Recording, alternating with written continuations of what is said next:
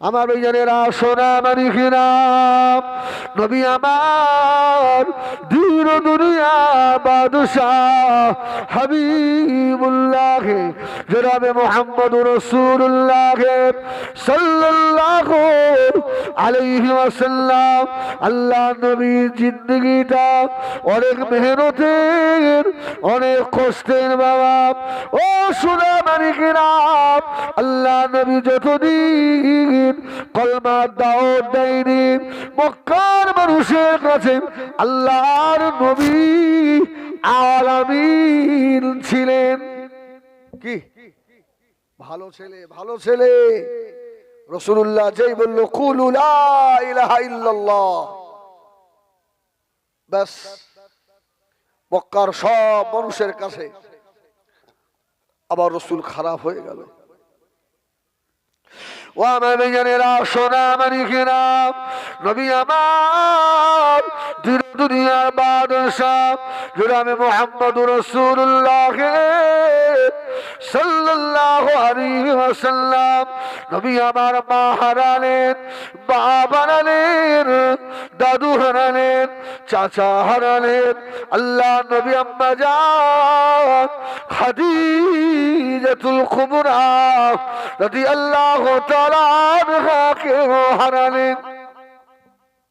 নবী একা, মক্কা চতুর্পাশে আমার রাসূলুল্লাহ সব জানের দুশমন, বাইরে বার হওয়ার মতো আমার নবী নেই। ও তথাপিও কি রাসূলুল্লাহ দ্বীনের কাজ বন্ধ করেছিলেন? ও ভাইজানেরা আমার, পাহাড়ের গুহায় গুহায় লুকিয়ে লুকিয়ে আল্লাহর নবী দ্বীনের দাওয়াত দিয়েছিলেন। আল্লাহ নবী সব যখন চলে গেল, নবী আমার গভীর রাত্রিরে হুজরা মুবারক থেকে বার হয়ে আল্লাহ নবীর একটা চাচাতো ভাই ছিল, ওই চাচাতো ভাইয়ের নাম হলো হযরত আকিল। আল্লাহ নবী আকিলের ঘরের দরজায় গিয়ে দাঁড়ালেন। ওহ কত মেহনত দেখেন, সব তো দুশমন রাসূলুল্লাহ। রাসূল আস্তে আস্তে গিয়ে আকিলের ঘরের দরজায় দাঁড়িয়ে ঠোকা দিচ্ছে, ভাই আকিল, এ ভাই ঘরের আওয়াজ শুনতে পেয়ে ঘরের ভিতর থেকে আকিল আওয়াজ দিয়েছিল, কে আমার ঘরের দরজায়? হযরত মুহাম্মদ। আল্লাহ নবী কেঁদে ফেললেন, ও আকিল, দুনিয়ায় আমার আহা বলার মতো, খোঁজ খবর নেওয়ার মতো দুনিয়ায় আমার কেউ নাই। ভাই আকিল একটু আমার সঙ্গে আসবে নাকি? মক্কা চতুর্পাশে আমি রাসূলুল্লাহ সব যে আমার জানের দুশমন। ওহ আকিল ভিতর থেকে আওয়াজ দিচ্ছে, যাব না, এই মুহাম্মদ সাল্লাল্লাহু আলাইহি ওয়াসাল্লাম, যাব না।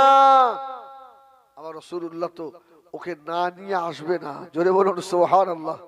রাসূল ঝরঝর ঝরঝর করে কাঁদছে, ভাই আকিল কেউ নেই আমার, একটু আমার সঙ্গে এসো ভাই, একটু এসো।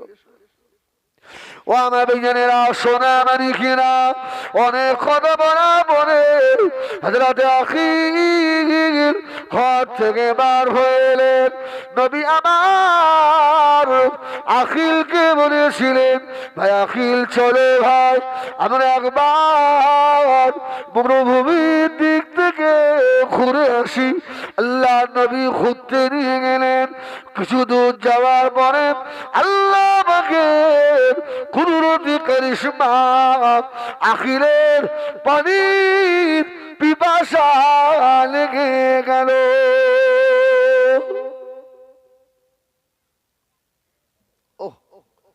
রাসূল ডাইরেক্ট বলছে না, পানির পিপাসা। মুহাম্মদ সাল্লাল্লাহু আলাইহি ওয়াসাল্লাম, ভাই আমাকে একটু পানি পান করাবে ভাই, আমার বুকে ছাদা ফেটে গেল পানির পিপাসায়। রাসূল বললেন, ভাই আখিল, এই মরুভূমিতে পানি পাবো কোথায়, আর তোমাকে দেব কি করে? এক কাজ করো না, ওই যে পাহাড়টা দাঁড়িয়ে রয়েছে, যাও যাও যাও, পাহাড়টাকে গিয়ে বলো যে হযরতে মুহাম্মদ সাল্লাল্লাহু আলাইহি ওয়াসাল্লাম পাঠিয়েছে, আমাকে একটু পানি পান করাও। জোরে বলুন সুবহানাল্লাহ। আকিলের মাথা খারাপ।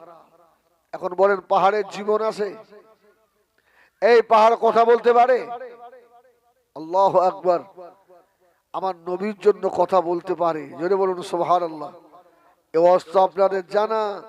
রাসূলুল্লাহ উহুদের ময়দানে, উহুদের পাহাড়ে দাঁড়িয়ে, উহুদের পাহাড় কাঁপছে। জোরে বলুন সুবহানাল্লাহ। রাসূল একটা লাঠির ভর দিয়ে বলেছিলেন, হে উহুদ, তোর উপরে একজন নবী দাঁড়িয়ে রয়েছে, একজন সিদ্দিক দাঁড়িয়ে রয়েছে, একজন শহীদ দাঁড়িয়ে, দুইজন শহীদ দাঁড়িয়ে রয়েছে। জোরে বলুন সুবহানাল্লাহ। উহুদ স্থির হয়ে গেল। আমার মেয়েরা, সোনা মানিকেরা, আখিলের মাথা খারাপ হয়ে গেল। ও রব্বুল আলামিন আল্লাহ, মানুষ মানুষের কথা শোনে না। আমার ভাই মুহাম্মদ আমাকে ওই পাহাড়ের কাছে দিয়ে পাঠার, পানির পিপাসা সহ্য করতে না পেরে হযরতে আখিল আস্তে আস্তে গিয়ে পাহাড়ে দাঁড়িয়ে গিয়ে দাঁড়ালো। পাহাড়ে দাঁড়িয়ে দাঁড়িয়ে চিল্লে বলতে লাগলেন, এ পাহাড়ের পাথর, আমার এতিম ভাই হযরতে মুহাম্মদ সাল্লাল্লাহু আলাইহি ওয়াসাল্লাম আমাকে পাঠিয়েছে, একটু পানি পান করিয়ে দাও। যদি বলেন না সুবহানাল্লাহ, একটু পানি পান করাও। আমার রাসূলুল্লাহ ডাইরেক্ট বলছেন, উদউ ইলা সাবিলি রাব্বিকা বিল হিকমাতি ওয়াল মাউইদাতিল হাসানা। রাসূলুল্লাহ হিকমত কাজ করছে। জোরে বলুন সুবহানাল্লাহ। ওহ, আমার রাসূল দূর থেকে দাঁড়িয়ে দাঁড়িয়ে দেখছে, আকিল দূর থেকে রাসূলুল্লাহ দেখছেন। আকিল যেই বলেছে, আল্লাহ পাহাড়ের জবান খুলে দিয়েছে। জোরে বলুন সুবহানাল্লাহ।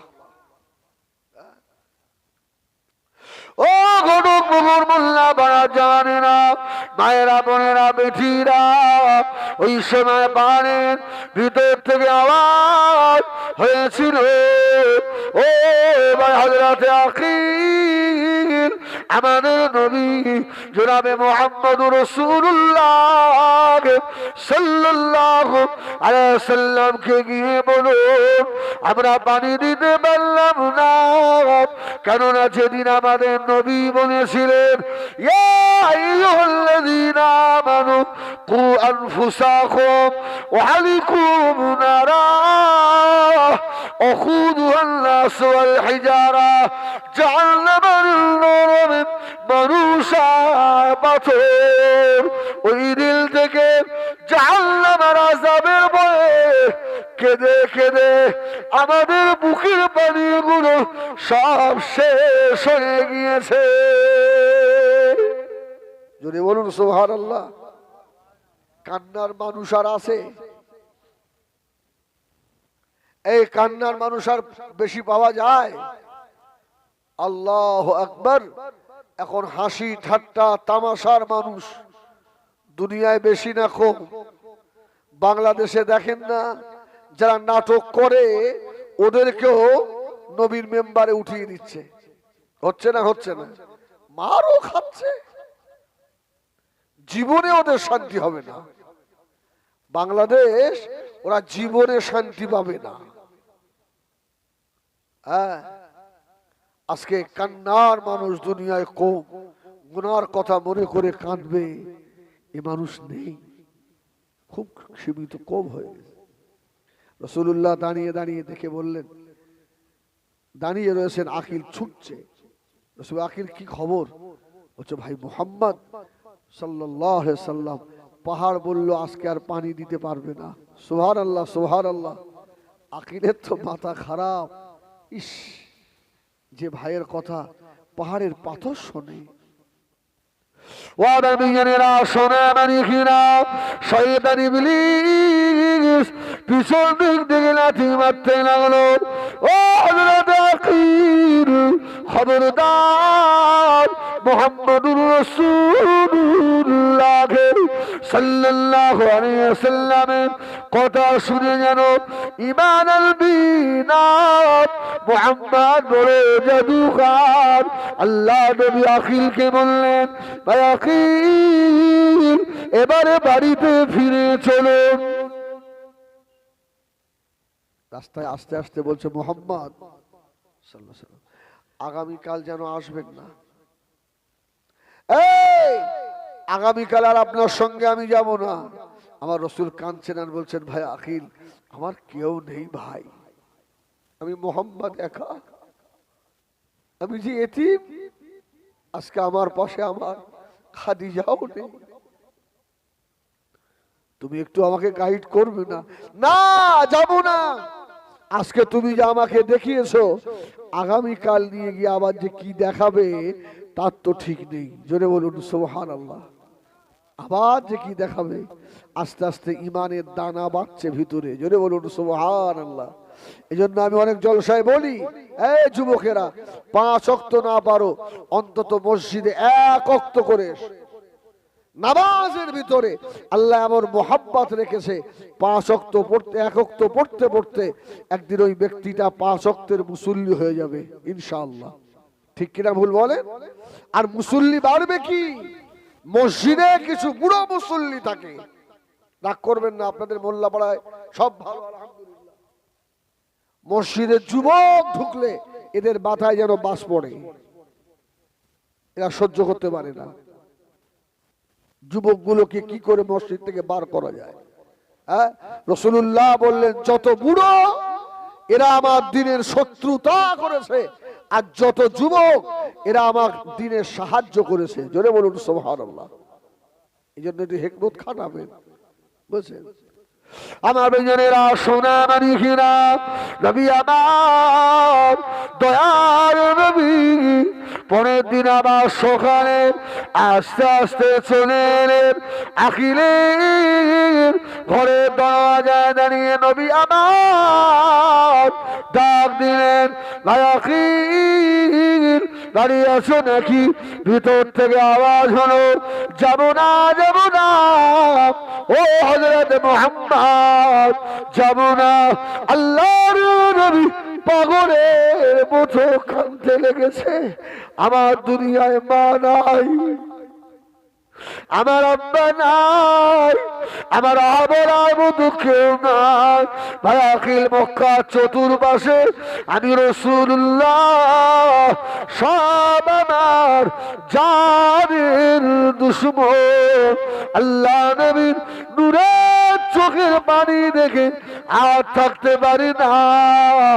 আখিল আস্তে আস্তে বার হয়ে চলে এলো। জোরে বলে না সুবহানাল্লাহ। আপনাদের অসুবিধা হচ্ছে? এই অসুবিধা হচ্ছে? একটু তাকবীর দাও না, নারায়ে তাকবীর। এই জোরে বলো না, নারায়ে তাকবীর। আমাদের ঘটকপুকুর মোল্লা পাড়ার মহান ইসালের সওয়াব। ওহ আল্লাহু আকবার। আখিল বলছে, মুহাম্মদ যাব না বলেছিলাম, কিন্তু তুমি তো শুনলে না, চলো। আল্লাহ নবী হযরত আখিলকে সঙ্গে করে নিয়ে মরুভূমির উপর দিয়ে চলে যাচ্ছেন। ও বেজানেরা, কিছু দূর যাওয়ার পরে হযরত আখিলকে আল্লাহর নবী বলেছিলেন, ও আখিল দাঁড়িয়ে যাও, আমি রাসূলুল্লাহ একটু কাজে হাজত ইস্তিলজা করব। রাসূলুল্লাহ ইস্তিনজা যাবে। আকিল বলছে, আমি দাঁড়িয়ে দাঁড়িয়ে দেখছি আমার দয়ার নবী আস্তে আস্তে আগে গিয়ে মরুভূমির বালুগুলো টেনে টেনে সম্মুখে দেওয়াল করছে। জোরে বলুন সুবহানাল্লাহ। একটু উঁচু করছে। হযরত আখিল পিছন দিক থেকে আওয়াজ দিল, ইয়া রাসূলুল্লাহ, ইয়া হাবিবাল্লাহ, কে তো সম্মুখে নাই, মরুভূমি আর মরুভূমি, কেন বালু উঁচু করছেন? আল্লাহ নবী বলেছিলেন, ও ভাই আখিল শুনে রেখে দাও, আমি রাসূলুল্লাহ যে কোনো ফাঁকা জায়গায় পোশাক ফিরতে পারবো না, একটু ঘিরে দিলাম। আল্লাহ নবী একবার শুধু বললেন, আশপাশের খাজুর গাছেরা তোরা উঠে উড়ে এসে আমি রাসূলুল্লাহকে ঘিরে ধর। জোরে বলুন সুবহানাল্লাহ। হাদিস পাকে এসেছে ছোট ছোট খাজুরের গাছগুলো, আকিল বলছে আমি দাঁড়িয়ে দেখছি সব মানুষের মতো হেঁটে হেঁটে এসে আল্লাহর রসুলকে ঘিরে ধরেছে। জোরে বলুন সুবহানাল্লাহ। রসুলের কথা খাজুর গাছে শোনে, পাহাড়ের পাথরে শোনে, রসুলের একদল উম্মত শোনে না। আছে না নাই? আমি বলি যেভাবে পার্টির জন্য স্লোগান তুলি, যেভাবে মেহনত করি, ক্যাম্পিং করি, যদি এক একটা মুসলমান এইভাবে দায়িত্ববান হয়ে যেত, তা'মুরুনা বিল মা'রুফ ওয়া তানহাউনা আনিল মুনকারের, খোদা কি কসম ঘটকপুকুর মসজিদে জায়গা হতো না। হতো? এই জন্য আল্লামা আবুল আয়েস সামারকান্দি রাহমাতুল্লাহ আলাইহি তার কিতাবে লিখেছে, এই জাতির উপরে অতদিন শান্তি আসবে না যতদিন না মসজিদগুলোতে ফজরের নামাজে জুমার মতো লোক না হবে। এই ফজরে লোক বেশি হয় না কম হয়? এই জোরে বলে, কম হয় না? যে কটা বুড়ো মুসল্লি রাত্রিতে ঘুম হয় না, হ্যাঁ, সর্দি কাশির অ্যাজমা রুগী, এরা সব গিয়ে বসে আছে। আর আমার মতো যুবক গুলো যায় না, যায় না। এই জন্য আবুল আয়েস সামারকান্দি বলেছেন, মসজিদে যতদিন ফজরে জুমার মতো লোক না হবে, এই জাতির কপালে শান্তি ফেরা মুশকিল। রাসূলুল্লাহ বললেন, এই খাজুর গাছের আয় আমাকে ঘিরে ধর। সব এসে ঘিরে ধরেছে চতুর্পাশে। আকিল দূর থেকে দাঁড়িয়ে দাঁড়িয়ে অবাক। অসুবিধা হচ্ছে ভাই? অসুবিধা হচ্ছে? ও বড় ভাই অসুবিধা হচ্ছে ভাই? হয়নি তো? হ্যাঁ দেখেন, এ দেখেন আপনারা কম বেশি আমার ঘটকপুর এলাকায় আমার দাওয়াত খুব নয়। আমি কালকে আপনাদের এই চাঁদপুরে সভা করেছি, আপনারা সব কম বেশি জানেন আমি হিজবুল্লাহ বাজে কথা বলা ছেলে নয়, আল্লাহ মাফ করেন। হ্যাঁ, খাল ধারে, হ্যাঁ, একটাও বাজে কথা বলবো না ইনশাআল্লাহ। যতটুকু বলবো ইশকের সঙ্গে বলার চেষ্টা করবো, না লেবে চলে যাও ভাই। কারণ আমার পীর আল্লামা কালিমুল্লাহ হুজুর রহমাতুল্লাহ আলাইহি আমাকে বলেছিলেন, কোচি একটা ওসিয়ত করে যাই, শুনে নাও, কোনদিন রাসূলুল্লাহর মেম্বারে বিয়াদবি করবে না। কারণ আমার রসুল ইচ্ছা করলে মদিনা রওজায় আতাহার থেকে এই মাহফিলটা রাসূলুল্লাহ দেখারও ক্ষমতা রাখেন। সুবহানাল্লাহ বলে। এই নবীর দেখার ক্ষমতা আছে না নেই? আল্লাহওয়ালা যারা হয় এদের জন্য তাম পৃথিবীটাকে আল্লাহ সংকুচিত করে দেয়, ছোট করে দেয়। এরা ইচ্ছা করলে তাম পৃথিবী দেখার ক্ষমতা রাখে। জোরে বলুন সুবহানাল্লাহ। ও আকিল বলছে মুহাম্মদ সাল্লাল্লাহু আলাইহি ওয়াসাল্লাম একই অবস্থা। রাসূলুল্লাহ ইস্তেনজা করলেন, করে বললেন চলো বাড়ি চলো, আজকে অন্যায়। ও আমার মেয়েরা, সোনা মানিকেরা, আখিলের কলিজার ভিতরে তোলপাড় শুরু হয়ে গেল। আল্লাহ পাক আমার বাপ বড় ভাই, মা বড় ভাই হযরত মুহাম্মদ সাল্লাল্লাহু আলাইহি ওয়াসাল্লাম গতকাল ভাইয়ের কথায় পারে পাথর কথা বলল, আজকে গাছগুলো উঠে উঠে এসে আল্লাহর নবীর চতুর্পাশে ঘিরে ধরল।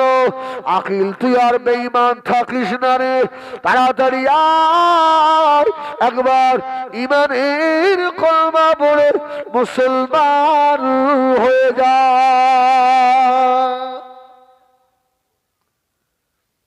শয়তান তো আমাদের প্রকাশ্য দুশমন।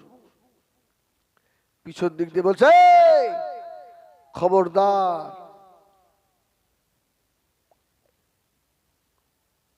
বক্সের সাউন্ড কি খুব জোর লাগছে?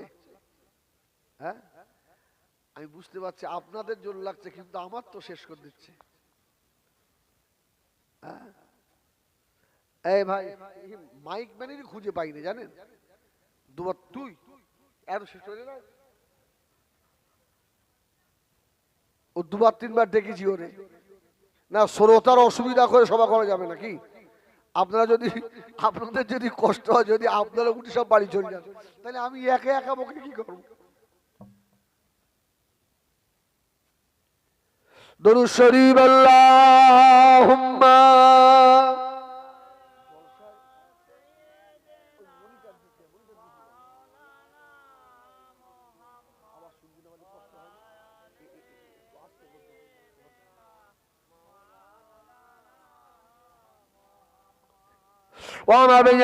সোনা মানিকেরা, ঠিক আছে বেড়ে আরো বেড়ে গেছে।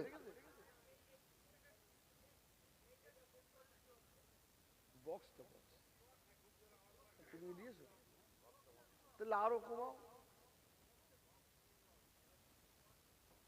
আল্লাহু আকবার।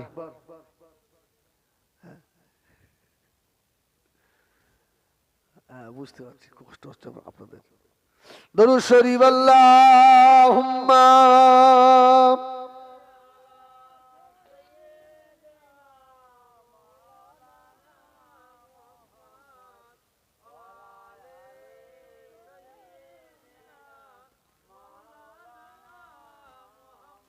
ও আমার বেঞ্জানেরা, সোনা মানিকেরা, ও জানেরা, খুব গভীর মনোযোগ। আল্লাহ নবী আখিলকে বললেন ও ভাই আখিল এসো কলমা পড়ো। আবার ফিরে বাড়ি চলে গেলেন। আখিল ওই দিনে আল্লাহ নবীকে ধরে বলেছিলেন, ভাই মুহাম্মদ সাল্লাল্লাহু আলাইহি ওয়াসাল্লাম, খবরদার আগামীকাল যেন আসবেন না। আল্লাহর নবীর মনের আশা, আল্লাহ একজনও যদি ইমানের কলমা পড়ে নেয়। সুবহানাল্লাহ। ও গরু কুকুর মোল্লা ভাড়া জওয়ানেরা, আমার মাহফিলে যত মানুষ বসে আছেন, এর ভিতরে অনেকে আছে 5 কলমাও জানে না, ওসুল নিয়ে জানে না, পাক পবিত্র হওয়া গোসলের নিয়মটাও জানে না। আছে না নেই? আরে ঘটক পুকুর নয়, 2008-এ আমি যখন আল্লাহ আমাকে প্রথম হজে নিয়ে যায়, এশার নামাজ পড়ে সব হাজি সাহেবরা ঘরে এসছে, আমি সব আমার কামরায় এসো, আমার ঘরে এসো। ওরা মনে করে হুজুর ওয়াজ করবে, বুঝলেন? সব খাওয়া দাওয়া করে সব হবি হবি খুব চলে এসছে, মানে ঘরে এনে শীত কিন দিয়ে দাও। হুজুর শীত কিন দেবে কেন? তোমাদের মারা হবে। আয় বলো অজুর ফরজ কটা? এই হাজি সাহেব গোসলের ফরজ কটা? ভাই 2-3 জন ঠিক বলেছে, তারা মাস্টার শিক্ষিত মানুষ। আর যে কজন ছিল, কেউ বলে 8টা, কেউ বলে 7টা, কেউ বলে 9টা, আবার এও কে বলছে তোর হয়নি আমারটা হয়েছে, বলছে তোর হয়নি আমারটা হয়েছে। তো আমি দুঃখ লাগছে, বলে ভাই নাপাক অবস্থায় আল্লাহর কাবায় হাত দিলেন। আরে নাপাক অবস্থায় আল্লাহর কাবায় হাত দিলেন, আল্লাহ 2টো পয়সা দিয়েছে, কোরআনটাও শিখলে না, পাক না বাকিটাও শিখলে না, একটা বড় জামা তৈরি করে একটা 200 টাকার হাজি রুমাল মাথায় বেঁধে একবারে কাবায় চলে এলেন। আমি বড় হাজি, তোর হজ হবে না, সব বেকার বরবাদ হয়ে যাবে। ও আমার বেঞ্জানেরা, সোনা মানিকেরা, আল্লাহর নবী কোন মেরত একজনকে কলমা পড়াবেন, নবী আমার কোন কথা শুনলেন না। পরের দিন সকালে আবার গিয়ে হাজির, ভাই আখিল, ও ভাই আখিল বাড়ি আছো নাকি? ভিতর থেকে আওয়াজ হলো, ও হযরত মুহাম্মদ, আর আপনার সঙ্গে যাব না, ক্ষমা করে দেন। আল্লাহ নবী ঝরঝর করে কাঁদতেছে, আমার কেউ নাই ভাই, একটু আমার সঙ্গে এসো। আমি যে একা আল্লাহ নবী চোখের পানি দেখে সহ্য করতে না পেরে ছুটে চলে এলো আল্লাহ নবী ওদিনে আখিলকে নিয়ে গ্রামের রাস্তা দিকে রওনা হলে আখিলের মনে মনে হচ্ছে আমার এতিম ভাই আজকে আবার কি দেখাবে তার ঠিক নাই। সুবহানাল্লাহ। ওর মনের মধ্যে সব সময় কেমন জানি হচ্ছে। রাসূলুল্লাহ যাচ্ছেন আকিল পাশাপাশি, আল্লাহু আকবার, কিন্তু আকিলকে ছোট মনে হচ্ছে, আমার রাসূলুল্লাহকে বড় মনে হচ্ছে। জোরে বলুন সুবহানাল্লাহ। এটা রাসূলের একটা খাস মুজিজা। হাদিসে এসেছে রাসূল যদি 1 লক্ষ মানুষের মধ্যেও দাঁড়িয়ে থাকতো আল্লাহ আমার রাসূলের মাথা সকলের থেকে উঁচু করে দিতেন। সুবহানাল্লাহ। হ্যাঁ, উঁচু করে দিতেন। আকিল বলছে আমি যাচ্ছি। আকিল বলে আমি দেখতে পাই একটা উট ছুটে ছুটে চলে এলো। ও ছুটে ছুটে এসে আমার এতিম ভাই মুহাম্মদুর রাসূলুল্লাহ সাল্লাল্লাহু আলাইহি সাল্লামের কদমের উপরে পড়ে গিয়ে কি যেন বলে, ও সোনা মালিকেরা, সুলাইমান আলাইহিস সালাম যদি পিপিলের ভাষা বোঝে, আমার নবীর ওসিলায় আল্লাহ সুলাইমান নবীকে পাঠিয়েছিলেন। আমার নবী কি উটের ভাষা বোঝে না? রাসূলুল্লাহ বোঝে না? ও আমার রাসূল উটের মাথায় হাত দিয়ে বলছে, ওট ওট, কাঁদছিস কেন? ওট।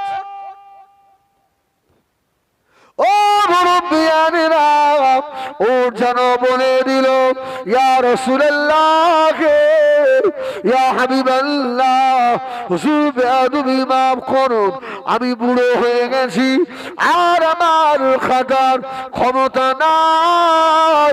আমার মুনিব সিদ্ধান্ত নিয়েছে আমাকে জবা করে খেয়ে ফেলবে। ইয়া রাসূলুল্লাহ, ইয়া হাবিবাল্লাহ, হুজুর আপনি আমাকে বাঁচান, হুজুর আপনি আমাকে বাঁচান। আল্লাহ নবী বললেন, ও শান্ত হও। যদি বলেন সুবহানাল্লাহ, শান্ত হও। উঠে দাঁড়ায় রাসূল দেখছে উটের মালিক হাতে একটা লাঠি নিয়ে ছুটে আসছে, মারবে। রাসূল কি হয়েছে? ইয়া রাসূলুল্লাহ, এই আমার বাড়ি থাকে আমার খায়, আমার বাড়ি থাকে আমার খায়, আমার কথা শোনে না। রাসূল বলল, তুমি কি সিদ্ধান্ত নিয়েছো ওকে জবাই করে খেয়ে ফেলবে? ইয়া রাসূলুল্লাহ, তো বুড়ো হয়ে গেছে আর কাজ করার ক্ষমতা নেই, এখন কি করব? আমার রাসূল বললেন, এই উট, এই তুমি তোমার মুনিবের কথা শোনো না? ও গরুক জানেরা, ওই সময় উঠে সাবার খুলে গেল। উঠ ওই সময় বলেছিল, ইয়া রাসূলুল্লাহ, ইয়া হাবিবাল্লাহ, আমার মুনিব যদি আমাকে মারতে মারতে মেরেও যদি ফেলে দেয় আমি ওর কথা শুনবো না, কেননা আমার মুনিবের মুনিব ও আমার আল্লাহকে সাজদা করে না। আল্লাহ নবীর নূরে দুটো চোখে পানি এসে গেল। আখের পাখির পাশে দাঁড়িয়ে অবাক হয়ে গিয়েছে। বাবা, পাহাড়ের পাথর কথা বলে গাছগুলো উঠে আসে, উঠেছে আল্লাহ নবীর সঙ্গে কথা বলে। ওই সময় আখির আল্লাহ নবীর কদম মুবারক জড়িয়ে ধরেছিল। ইয়া রাসূলুল্লাহ, ইয়া হাবিবাল্লাহ, হুজুর বেয়াদবি মাফ করুন, ক্ষমা করুন, অনেক দুঃখ দিয়েছি, অনেক কষ্ট দিয়েছি ইয়া রাসূলুল্লাহ, আর কষ্ট দেব না। আপনি হলেন আখিরি জামানার নবী। জোরে বলে ইয়া রাসূলুল্লাহ, ইয়া হাবিবাল্লাহ, হুজুর আপনার নূরের হাত বাড়িয়ে দেন। আল্লাহ নবী নূরের হাত বাড়িয়ে দিলেন। আখিল পড়েছিলেন কলমা লা ইলাহা আর রাসূল লা ইলাহা ইল্লাল্লাহ মুহাম্মাদুর রাসূলুল্লাহ সাল্লাল্লাহু আলাইহি ওয়াসাল্লাম। আমার ভাইরা, একটা মানুষকে কলমা পড়াতে গিয়ে, ইমানের কাতারে দাঁড় করাতে গিয়ে আমার রাসূলুল্লাহর এত মেহনত। এখন বলেন ঘটকপুকুর এলাকায় আলেম কম না বেশি? দুর্নীতি বেশি না কম? কি সর্বনাশ! কেন? আলেম যখন বেড়ে গেছে তখন তো দুর্নীতি কমে যাবে। হাজী সাহেব বেশি না কম? হ্যাঁ,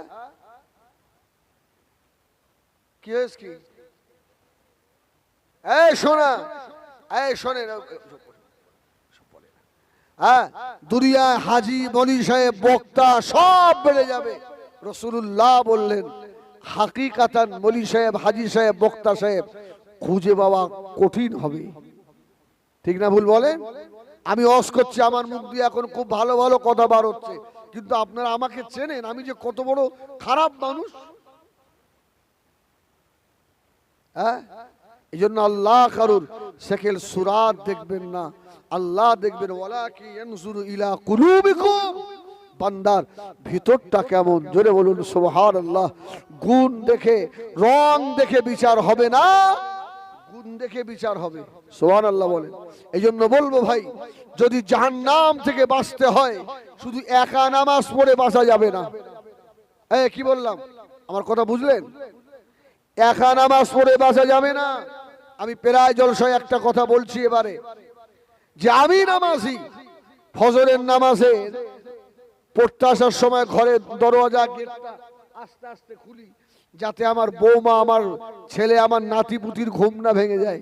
উনি আস্তে আস্তে এসে একবার জিকির আজকার কোরআন তেলাওয়াত খুব জোর, আর বাড়িতে সব বেনামাজি গুলো মোষের মতো ঘুমাচ্ছে। আছে না নেই? এই নামাজি, তোমার খবর ভালো নয়, তোমার খবর ভালো নয়। তুমি তো নামাজ পড়ে গিয়েই ওই বৌমা, বেনামাজি বৌমার হাতের খাবে না? খাবে না? না হুজুর কথা শোনে না, কথা শোনে। কি করে শুনবে? বৌমা তো ওই রকম দেখে নিয়ে এসছেন, শুনবে কি করে? হ্যাঁ, এখন তো আর গুণ দেখে না, রং দেখে। ঠিক না ভুল বলেন? এখন তো আর গুণ দেখা হয় না, রং দেখা হয়। হ্যাঁ, মেয়েটা কোরআন পড়া জানে কিনা, 5 ওয়াক্ত নামাজ পড়ে কিনা। আগেরকার মুরব্বীরা, আমি বলি যেসব যুবকগুলো এখনো তোমাদের বিয়ে হয়নি, তোমরা মেয়ে দেখতে যাওয়ার সময় বন্ধুদের নিয়ে যেও না, তোমার দাদুকে নিয়ে যাবে, তোমার নানাকে নিয়ে যাবে, গ্রামের বয়স্ক মুয়াজ্জিন, বয়স্ক হাজী সাহেবটাকে নিয়ে যাবে। এই আমি কথা খারাপ বললাম? ওই যুবক ছেলেটা দেখবে অন্যরকম চশমা পরে, কালো চশমায় দেখবে ও। হ্যাঁ, আর তোর দাদু ঠিক চশমা দিয়ে দেখবে। এ তো গিয়ে দেখবে চুলটা কেমন, রংটা কেমন, নাকটা কেমন, মেয়েটার পায়ের আঙুলগুলো কেমন, আর তোর দাদু দেখবে মেয়েটার গুণটা কেমন। ঠিক না ভুল বলে? হ্যাঁ, আগেই জিজ্ঞেস করবে, মা তুমি কি কোরআন পড়তে পারো? কোরআন পড়া জানো? আজকে আমাদের বাড়ি থেকে রহমত উঠে গেল কেন? ও মেয়েরা, এত নামাজি মুসল্লি হওয়া সত্ত্বেও মুসলমানের বাড়ি থেকে রহমত চলে গেল। আম্মা জান হযরত খাদিজাতুল কুবরা রাদিয়াল্লাহু তাআলা আনহা আল্লাহ নবীর ঘরে বসে আছেন। আল্লাহ নবী গিয়ে বললেন, ও বিবি খাদিজা, আমার মনে একটা সন্দেহ হয়। এই আমার দিকে, সুবহানাল্লাহ। আমি আর আধা ঘন্টা মতো থাকবো, একটু দাওয়াতের গোলমাল হয়েছে জানেন। এখানে আমাকে লিখিয়েছে 8টা 10টা। আসার পরে তবে কমিটির ছেলেগুলো খুব ভালো, আমাকে বললো হুজুর ভয় নেই, আপনাকে 10:30টায় ছেড়ে দেবো। আর 10:30টায় আমার দাওয়াত রয়েছে পাটকেল পোতা।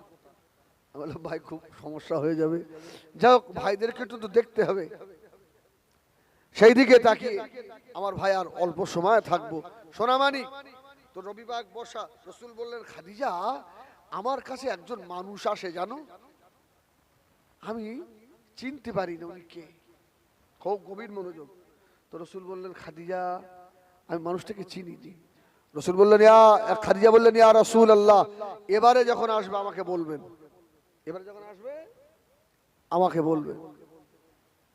ও আমার ভাইজানেরা, সোনা মানিকেরা, নবী আমার দয়ার নবী বসে রয়েছেন।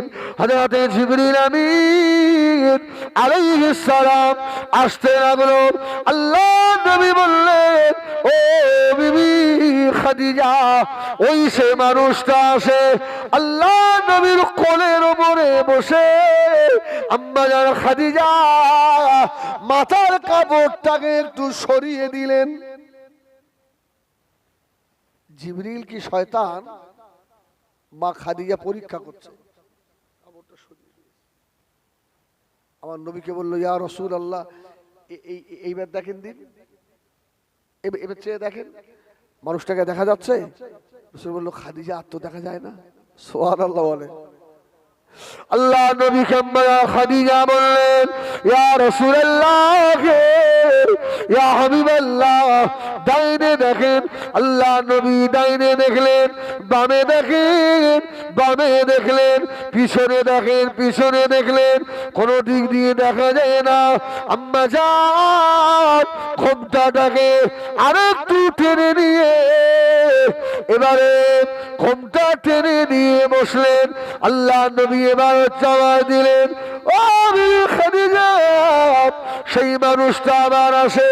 আম্মা জান খাদিজা বলেছিলেন ইয়া রাসূলুল্লাহ ইয়া হাবিবাল্লাহ, উনি মানুষ নন, উনি হলেন আল্লাহর ফেরেশতা হযরত জিবরাইল আমিন আলাইহিস সালাম।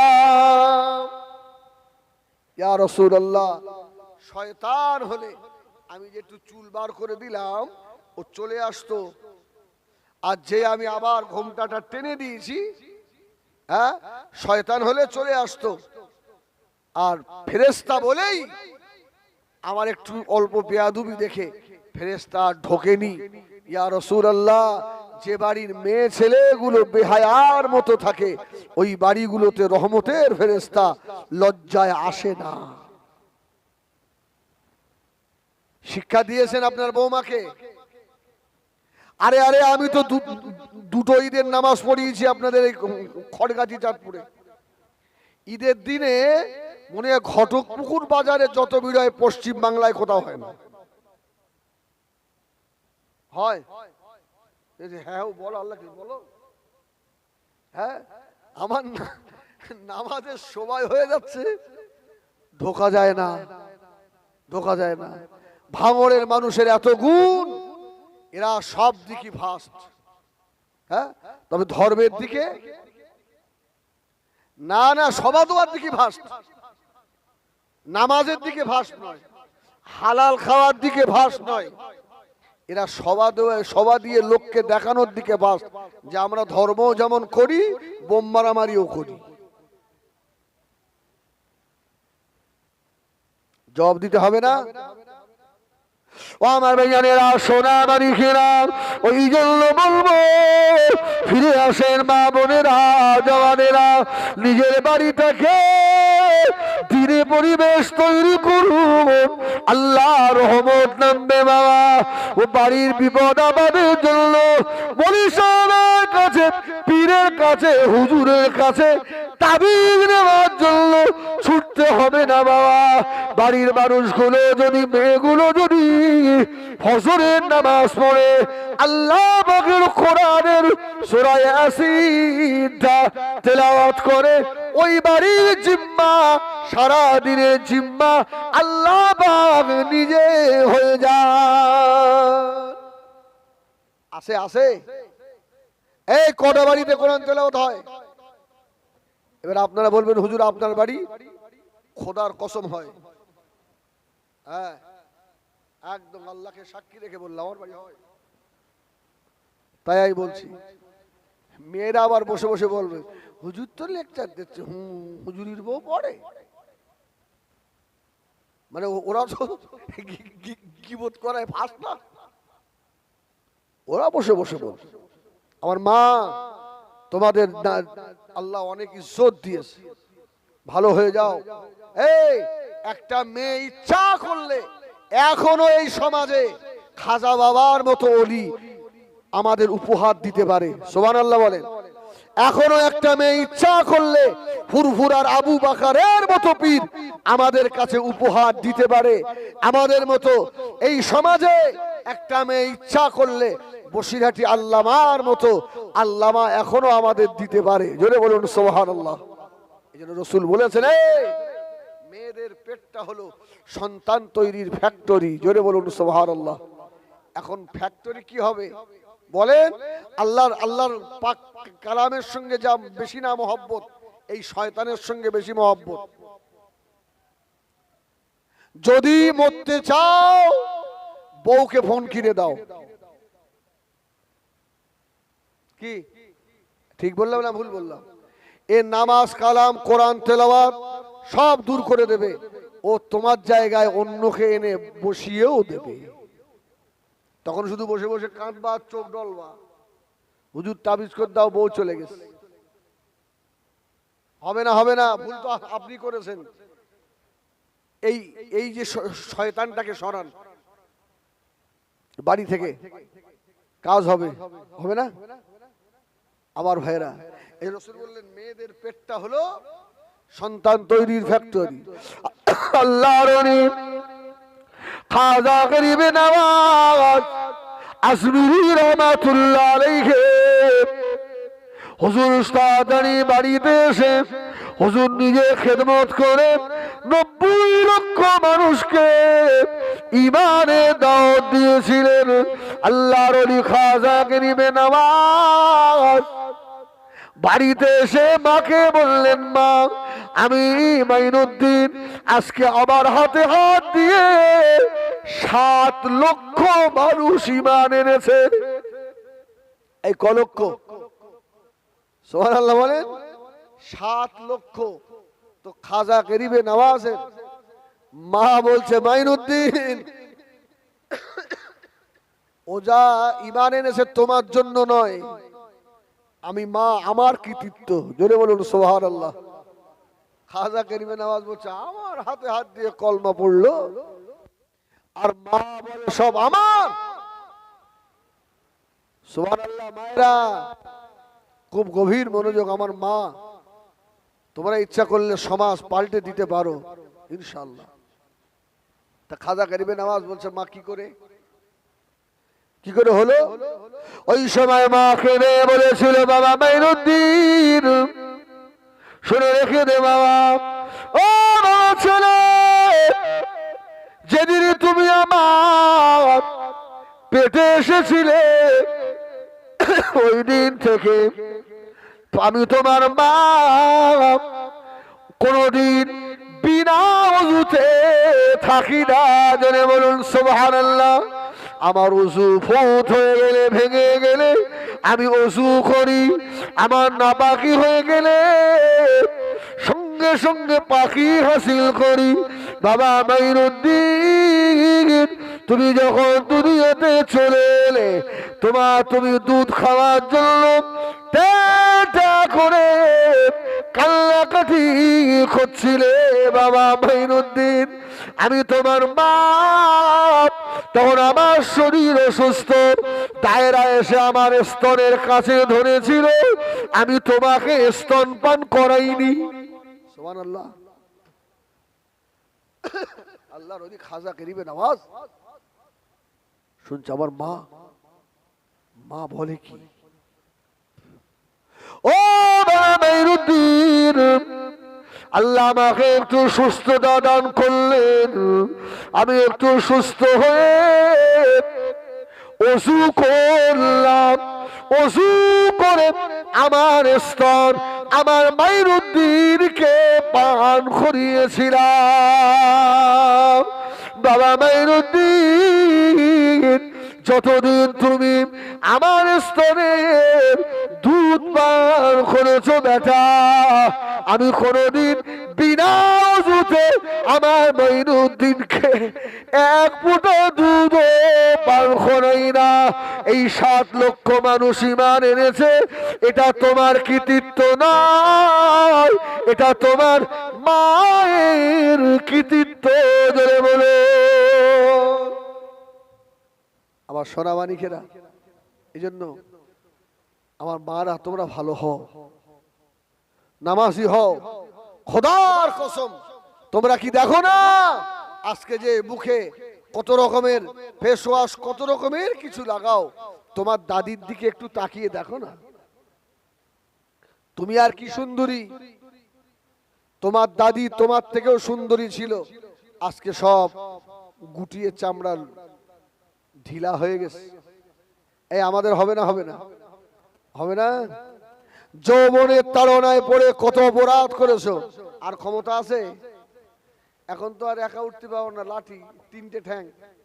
ও যুবকরা মনে করছে আমাদের হবে না, আমাদের হবে না। এমন দিন গিয়েছে খোদার কসম, এই ভাঙড় এলাকায় আমি এক রাত্রিরে 4টে পর্যন্ত সভা করেছি, আর 2টোর বেশি হয় না। এবার বুকি কুন কুন করে। আগে মনে হতো ধুস সভা করা আবার কিছু। তার মানে বুঝতে পারছি যত একটা করে দিন যাচ্ছে, একটা করে কদম কবরের দিকে আগিয়ে যাচ্ছে, আগাচ্ছে। আমার ভাইজানেরা, সোনা মানিকেরা, ও জানেরা, মুরব্বিয়ানেরা, মায়েরা, বোনেরা, বেটিরা, আমি হিজবুল্লাহ হাতে না ধরে পায়ে হাত দিয়ে বলবো, আল্লাহওয়ালা হয়ে যান, আল্লাহওয়ালাদের সোবত হাসিল করুন, মসজিদের সঙ্গে সম্পর্ক করুন। দুনিয়ার মানুষেরা আপনাকে পাগল বলবে, দুনিয়ার মানুষেরা দাম না দিক, আল্লাহ দরবারে আপনি দামি হয়ে যাবেন। আবার ভাইজানেরা, সোনা মানিকেরা, বর্তমান সময়ে যুবকেরা, মুসল্লিরা নফল নামাজও বাদ দেয়। আছে না নাই? আবার কিছু আছে, আছে না? আছে না? এই মানে খুব শর্ট সময় তো আমি একটু তাড়াতাড়ি করে বলছি, দুটো কথা নেই, এই বিস্তারিত আলোচনা করা যেত। এই শোনা, আছে না? নফল নামাজ পড়ে না বাদ দেয়? বাদ দেয়। এই এশার পরে 2 রাকাত নফল দাঁড়িয়ে পড়েন না বসে পড়েন? বসে পড়বেন, বসে পড়বেন, দাঁড়িয়ে নয়। হ্যাঁ, বসে পড়বে। জুম্মার নামাজে 2 রাকাত পড়ে থাকে না পালায়? আর বিশেষ করে বাজারের মসজিদ তো মগরিবের মানে সুন্নতটাও অনেকে পড়ে না। আসে না? আসে না? উঠে পালায়। এই শোনো, তোমরা যারা ইমামে আজম আবু হানিফার মাসলাকের, আমি আমার ভাইদের বলছি, আমার বলার অধিকার আছে না নেই? যারা আমার ভাই, তোমরা যারা ইমাম শাফিকে মানো, ইমাম আহমদ ইবনে হাম্বলকে মানো, তোমরা তোমাদের মতো চলো। তো আমার ইমামে আজম আবু হানিফার মাসলাকের যারা, আমার ভাইদের বলার অধিকার আমার আছে। আমি তোমাদের বলছি না, তোমরা গায়ে পেতে নিও না। আমার সোনাবাণী, নফল নামাজ পড়তে কষ্ট হয়। ইমামে আজম আবু হানিফা রহমাতুল্লাহ আলাইহি, জগৎ বিখ্যাত ইমাম। আর আপনি কার শুনেছেন ইউটিভিতে? দাড়ি নেই, চুল নেই, কিছু নেই, তার শুনে নফল নামাজ বাদ দিয়ে দিলেন। জীবনে আল্লাহর ওলি হতে পারবেন? আল্লাহর নৈকট্য জীবনে হাসিল করতে পারবেন?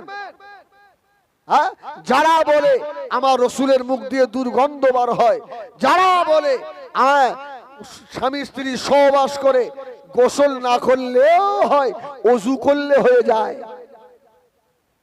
যাবেন ওদের দলে? হ্যাঁ, আচ্ছা, এখন বর্তমান সমাজে যত আলেম আছে, মুজাদ্দেদে জামান দাদা পীর কেবলার মতো একটা আলেম দেখাতে পারবেন? আছে? আরে যত পশ্চিম বাংলায় আলেম আছে হয়তো 2-5টা খুঁজলে পাওয়া যাবে। এদের যদি সৌদি আরবে নিয়ে গিয়ে মানে মক্কা মদিনার ইউনিভার্সিটিতে ভর্তি করে দেওয়া হয়, এদের আবার আলিফ বে পড়াবে। আর আমার মুজাদ্দেদে জামান 40টা হাদিসের সনদ নিয়ে এসছে, জোরে বলুন সুবহানাল্লাহ। আমরা যেমন তেমন আমির মানিনি। এখন তো জীবনে মাদ্রাসায় যায়নি সেও আমির সাহেব, কিছু বলে না।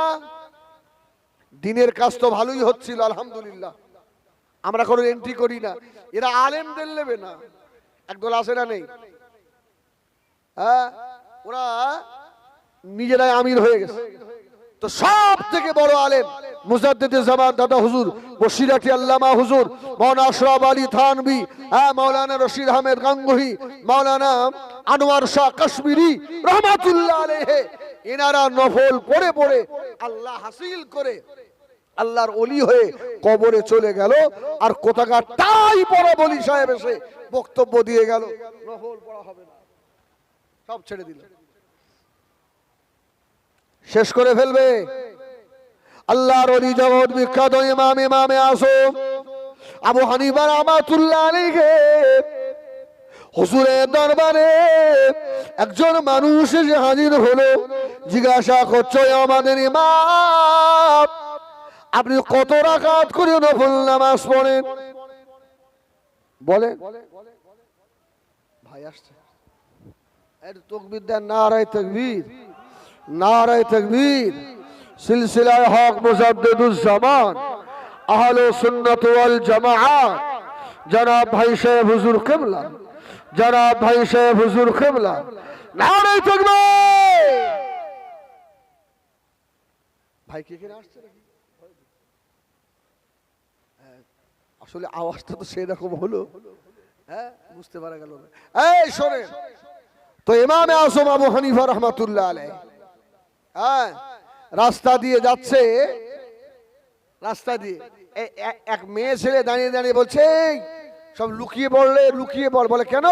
বলে দেখ জগতের ইমাম আসছে, উনি প্রত্যেক দিন রাত্রিরে 500 রাকাত করে নফল নামাজ পড়ে।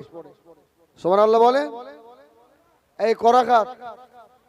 500 500। পাশে একটা মুরিদ দাঁড়িয়ে ছিল, হুজুরের বলল হুজুর আপনি তো 500 রাকাত নফল পড়েন না, 300 পড়েন। হুজুর বললেন আজ থেকে আমি 500 পড়বো, জোরে বলুন সুবহানাল্লাহ।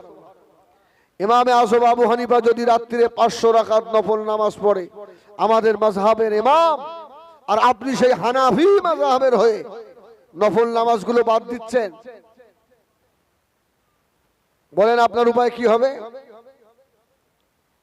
আমার বেজানেরা সোনা মানিকেরা, আল্লাহর ওলি জগতের ইমাম ইমামে আযম আবু হানিফা রাহমাতুল্লাহ আলাইহি হুজুর আমায় বলেছিলেন আমি 300 রাকাত পড়ি।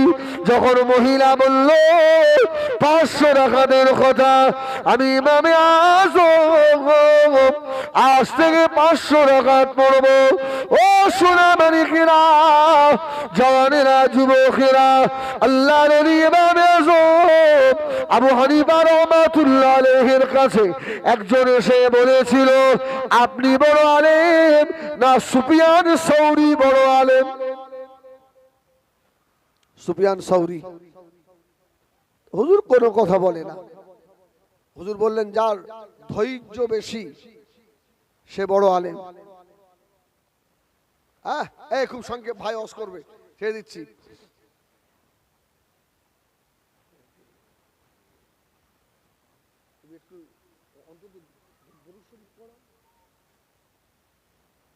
আরে ওখানে আমার 10:30টায় সময় ছিল, কিন্তু 10:30 বেজে গেছে। আর ওখানে অন্য কোনো আলেম নেই, তো ওই জন্য ভয় লাগছে আমার। কেন যুবক ছেলে তো গালাগাল দেবে, হ্যাঁ ভাই মারতেও পারে। তো হুজুর বললেন যার ধৈর্য বেশি সে বড় আলেম। আল্লাহ এত মেধা ইমামে আযম আবু হানিফাকে দিয়েছিলেন, তো ওই মানুষটা সুফিয়ান সাউরির কাছে গিয়ে এক চড় নিয়ে গেছে মারবে। তো সুফিয়ান সাউরি তো রেগে লাল, এই আমি তোর কি করিস তুই মারবি? বলছে তুমি কত বড় আলেম, পরীক্ষা করা হয়ে গেছে। এবার ইমামে আযম আবু হানিফাকে পরীক্ষা করছে, দেখেন আমার দিকে। হুজুর তো আমার আগে আপনাদের ইমাম সাহেব ওয়াজ করছিল না, এশার ওযুতে ফজরের নামাজ ক বছর? 40 বছর। তো সারা রাত ইবাদত করে। আর ইমামে আজম জোহর থেকে আসর পর্যন্ত হুজুর একটু ঘুমান, নিচের তলায় না উপরের তলায়। তো যে মানুষটা বড় ইমাম পরীক্ষা করতে এসেছে, শুধু ইমামে আজম জোহরের নামাজ পড়ে গিয়ে একটু শুয়েছে, ও হনপন করে উঠে গিয়ে দেখেছে কি খবর বাবা? ইমামে আজম হনপন করে উঠে পড়েছে। বলছে হুজুর এসেছিলাম একটা মাসালা জানবো। বলো। বলে সে আমার আর স্মরণ নেই। আচ্ছা রাগ কম হবে না বেশি হবে? সারা রাত জাগা মানুষ শুধু একটু ঘুমিয়ে। হুজুর বললে বাবা যাও, আবার স্মরণ পড়লে এসো। ও আবার নেমে চলে এসছে। কিছুক্ষণ পর হুজুর আবার একটু ঘুম মতে এসছে, আবার উঠে চলে এসছে। হুজুর হুজুর হুজুর কি খবর?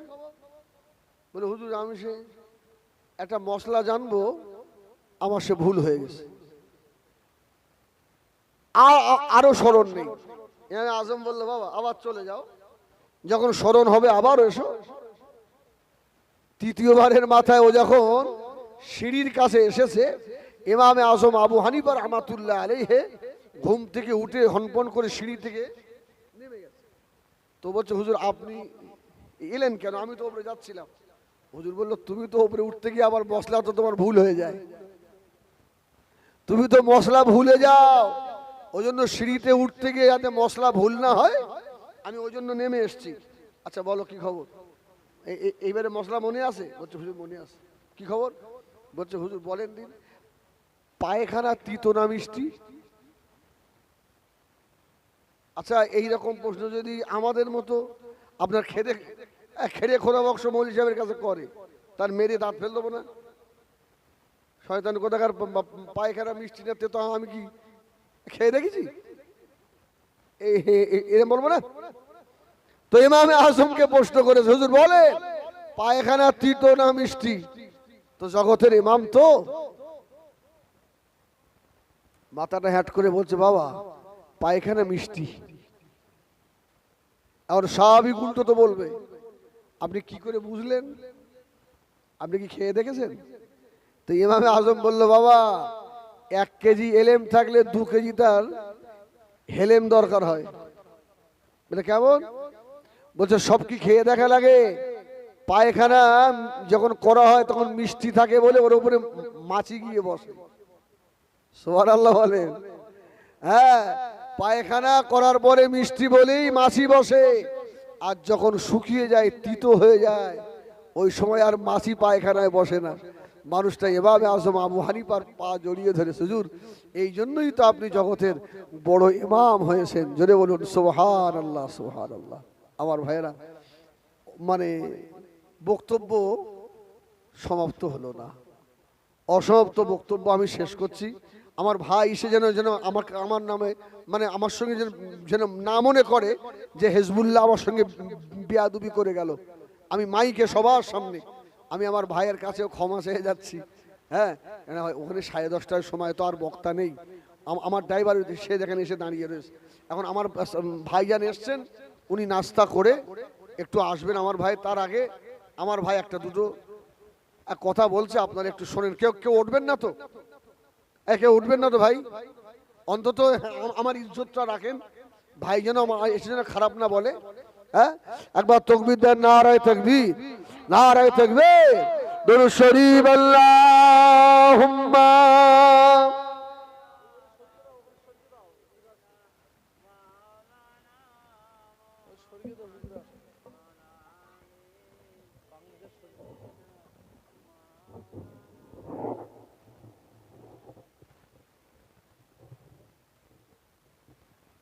হুজুর এক্ষুনি চলে আসবে। হ্যাঁ,